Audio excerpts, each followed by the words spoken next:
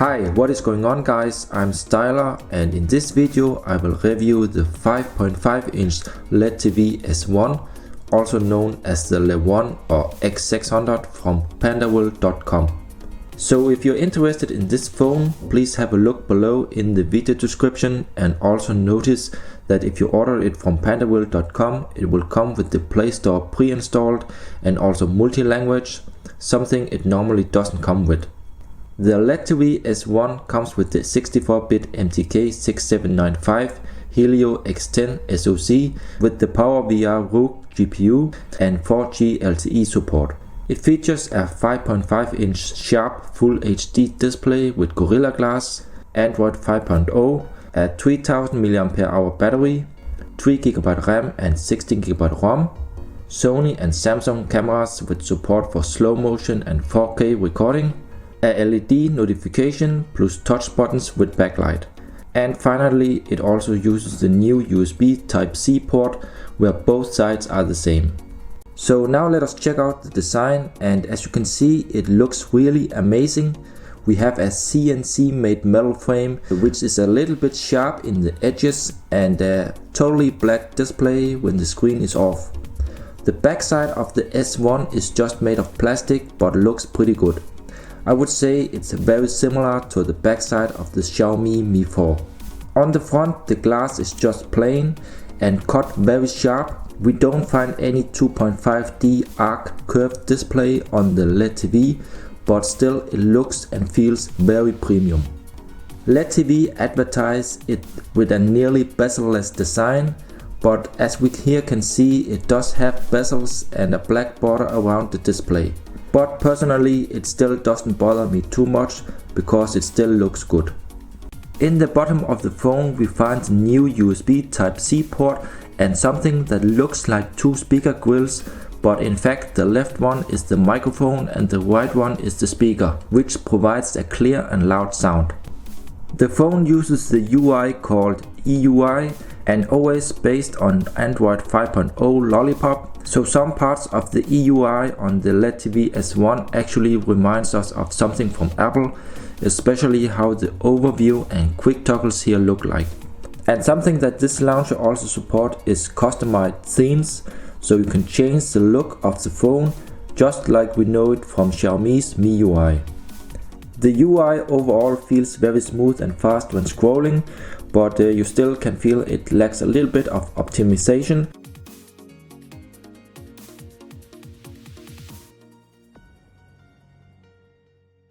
Okay, so here you can see the standard lock screen. See here the clock and the date, and you can swipe here to go directly to the camera. You also see here slow motion, video, photo or panorama. You can also start the gallery directly. So let's just unlock. So you see here the UI, and it's called the EUI, and it's based on Android 5.0, and the phone also supports themes. So let's just scroll a little bit here. You can see it's smooth and fast, very nice.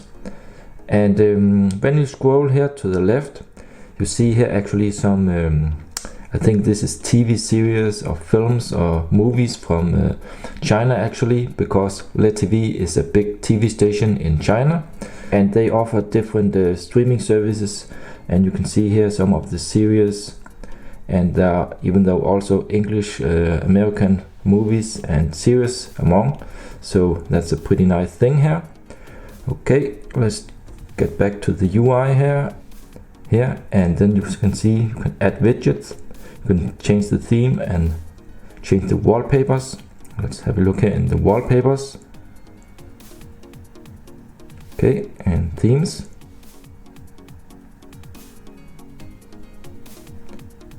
Widgets. Let's see here. And the phone here below have some backlight in these buttons. It's a little bit hard to see here in the light, but you notice it here now. The light here is actually only really visible in the dark. If you're outside in the sunshine, it's actually pretty hard to see these buttons light at all. And if I scroll down here, we have nothing. Here will only be the notifications. You can click here also, current notifications, all. so there's nothing right now. And let us now check out the viewing angles of this phone here, and let me turn off the light. Okay, let's try from the side here. Looking also okay, but you notice that the screen is much brighter if you look directly from the front. Gets a little bit darker here on the side, but still you can read the text and see the icons just fine. Let's try from the top here.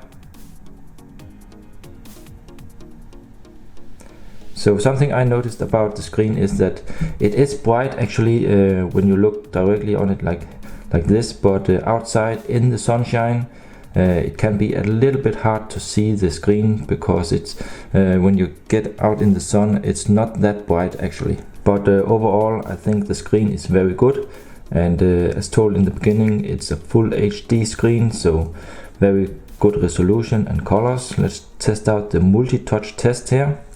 Let's see what we have here. Let me just place it here. Let me try here. And what you can see here is that it supports up to 10 touches at the same time, so that's a really nice thing. And this menu button here also works as a menu button in apps, so you just hold and you can see here it opens up the menu, so you can use this in many different apps to open up the menu. But one bad thing about the phone is that it came from the beginning with a lot of bloatware, and actually you don't really need these apps here. You see here the Baidu browser, the UC Mini, Clean Master, download, upload, battery saver, and here the speed booster and so on. So all these apps here come pre-installed on the phone, but I don't really use them or need them for anything, so actually I just disabled the apps or tried to install them. So that's one of the bad things, but of course you can just put them away and then you won't notice them.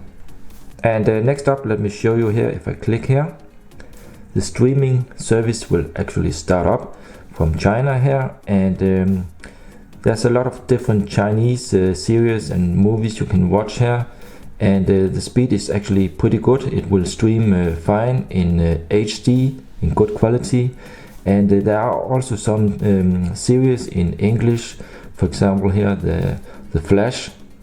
Let me try to start this one here.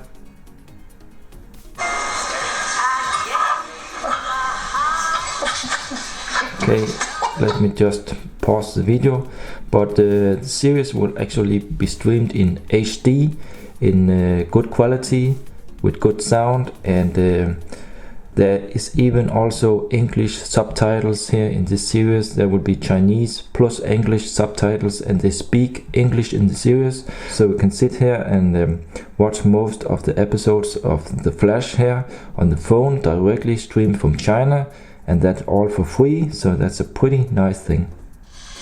You look like a man who enjoys the links. Are you a member at Norwood Hills? For 20 odd years.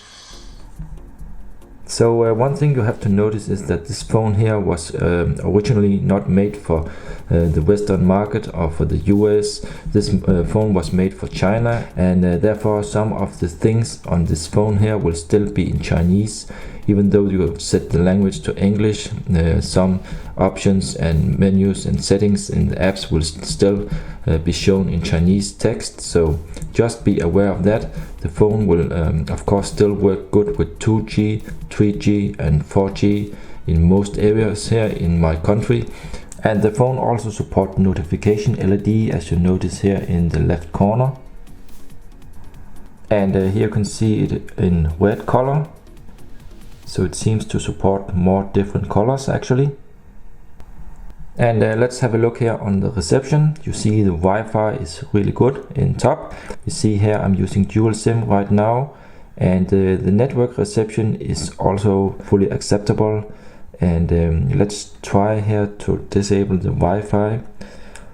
Let's see here, and I have enabled here the mobile data, so let's see if it will go on the 3G network here. Yep, so you see here it's saying H+, so this is 3G.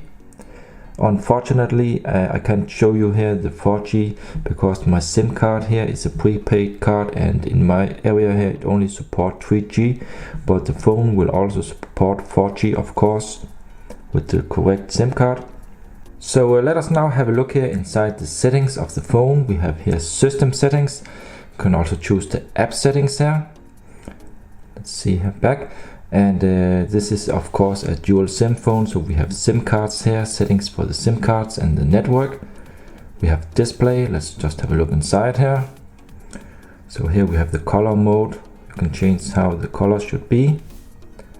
Let's get back here, and we have also enhanced video display. We have font size, pulse notification light. We have the control center here, so you can change the quick toggles and move them around.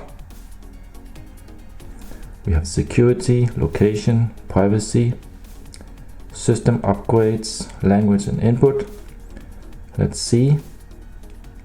So you notice this phone here is multi-language, but the normal LeTV S1 is not multi-language. But because I got this phone here from pandawheel.com, they actually upgraded the firmware, so it supports multi-language now. And also I installed and switched myself to the Google keyboard, because the stock keyboard will be the Baidu here for LeTV. Let's see in apps. So we see the system is using about 1 GB, the apps about 500 MB, and free is 1.4 GB of RAM. Totally the phone has 3 GB of RAM, so that's fine. We have here the battery, so we have support for battery saver. We find the storage, available 6.37 GB right now, total space 11.15 GB. And the phone also seems to support OTG USB on the go, but you would need a Type-C OTG cable for that, and I don't have that. Let's see here in about phone. Okay, so we see the build number, the CPU, the Helio X10, 2 GHz. See the version of the EUI, Android version 5.0, and the model number. And we see also here the phone name is in Chinese. I guess this is the LeTV Le1. Let's check here the Android version, Lollipop. Okay, let's have a look inside the camera app. And the camera, in my opinion, is really good. I'm fully satisfied with the camera quality and the sharpness of the pictures. We see here also it looks a little bit different than we know from normal Mediatek phones. We have here the settings. Looks really nice here. HDR is supported. We have here delayed photos, speed capture, and so on. So there are a lot of possibilities to customize and change the settings, sharpness and so on. And let's see what we else have here. Photo, panorama, video and slow motion. And the phone even also can record in 4K. Let's just show it here in video. Let's check the settings. See here video quality 4K or full HD. Let me show you some pictures. And this picture here was actually taken in a complete dark room, only using the LED flash. And you can see the picture is still sharp and nice. So the small LED on the back is very strong. Let's see what we else have here. I have here a picture of some raindrops on the window. Here you also can see good details, very good colors, very sharp picture.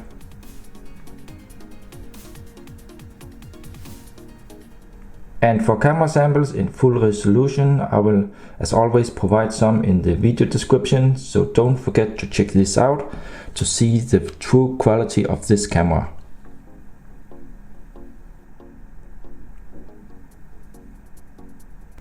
And here a picture taken with the front facing camera. You can see this one is also pretty good. And let me just try something here. You can click normally like this to focus, but you can also hold your finger and then you can drag here from where the light should be centered, for example here. And so this is the focus area and this is the light source. So that's pretty good thing that you can do this. And read it here also. Next up, let me show you the LED flashlight. And this one here is pretty strong here, you can see here. Let's see here from the back. And actually it's dual LED. It's fine. And for pictures in a complete dark room, this is also working really great.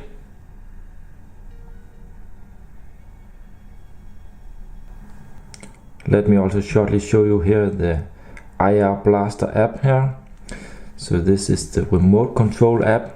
So I learned my Samsung TV here. You see it here. So here you can control the volume, the menu, the channels and so on. You can check if it should vibrate. Use the phone volume to control TV volume. So you can just actually click here on the volume rocker to turn down the volume or turn it up. Add remote. So you can see it support different televisions here, TV set-top box, air condition or universal remote. And the IR Blaster here in this phone here is pretty strong. I was able to use this far away from my TV, and actually I found this to work even better than in my Samsung Galaxy S6 or HTC. So the IR transmitter seems to be pretty strong in this phone here. So let me now do a test call. And you can see here you can choose when you're using dual SIM what SIM card you should call with. So I'm using this one now. Let's check out the proximity sensor. So this is working. Okay, and let's see here. You have no messages in your voicemail box. To listen to your messages, press 1. To change your personal options, press 2. Okay, so you could hear the sound from the ear speaker is also loud and clear. So that's good. And if you want to check if this phone here support your carrier and your network in your country, please go to willmyphonework.net. I will provide the link below in the video description, but there you can choose the country, the carrier, and check out if the bands are supported. Now let's test out the music player and the music quality. Okay, so this looks interesting here. Let's see, we have music. So I have one song here downloaded.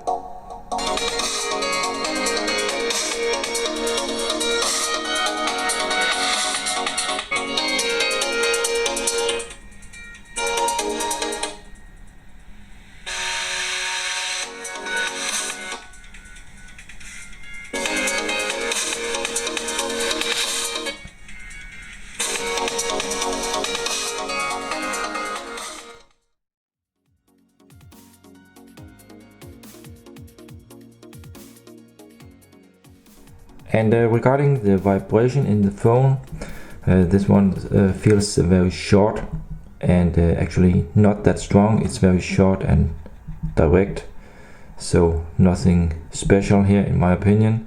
And the sound with the headphones, with earphones here with the 3.5mm headphone jack is generally very good. It's clear and loud. It has good bass, good volume and quality, so you can listen to good music with this phone.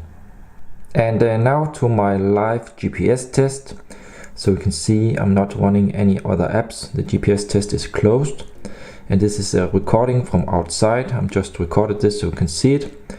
Now the GPS test app is opened and it finds the satellites pretty quick here, you can see. So now it's 13 in use. The accuracy is down on 6 meters now, so it's really fast, and accuracy is down on 5 now here, so it's getting better. And we see the 3D fix here, and we see GLONASS is supported, normal satellites are supported here, fixed time 5 seconds, really fast, and now even down on 4. And you notice that the signal is stable, so the GPS is really good in this phone here. We saw for a second also 3 meters. Overall a really good GPS. So now I'm going to run some different test apps and a game. I will, as always, turn up for the background music a little, so check it out.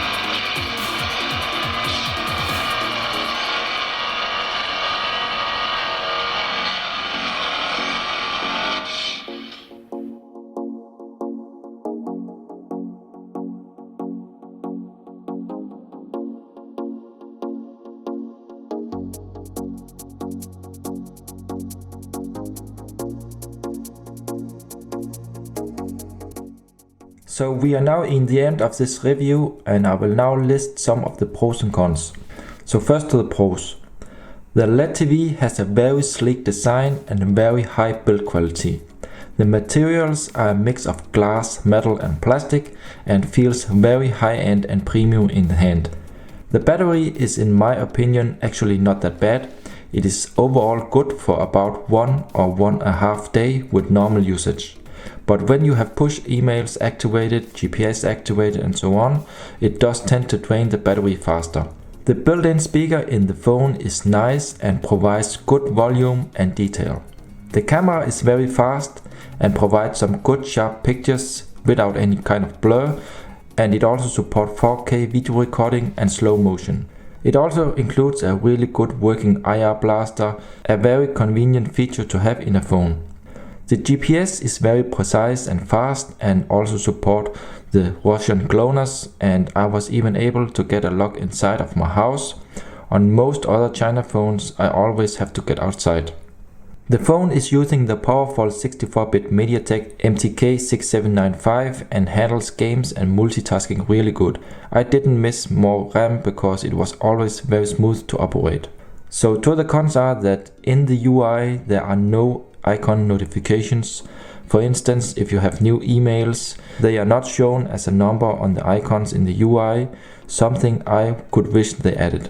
The phone has some sharp edges around the metal frame, especially on the back around the plastic. You can feel how sharp it is. The phone is advertised to be nearly bezel-less, but the fact is that it does have bezels and a black border around the display.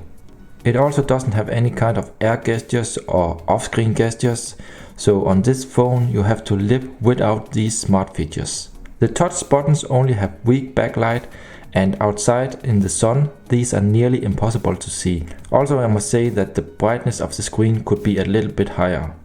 Notice also that the phone supports 4G LTE but doesn't support LTE band 20, 800 MHz, and in some few areas this could be a problem, but in my test I only experienced good network. And last, the phone unfortunately doesn't support any extra micro SD card. In the dual SIM tray there is only room for 2 micro SIM cards. Well guys, that's it for the review. Remember also to check out my blog, you'll find the link in the video description. If you have any questions, please comment below, give a thumbs up and subscribe to my channel for more. Thank you for watching and I'll see you in the next one. See ya.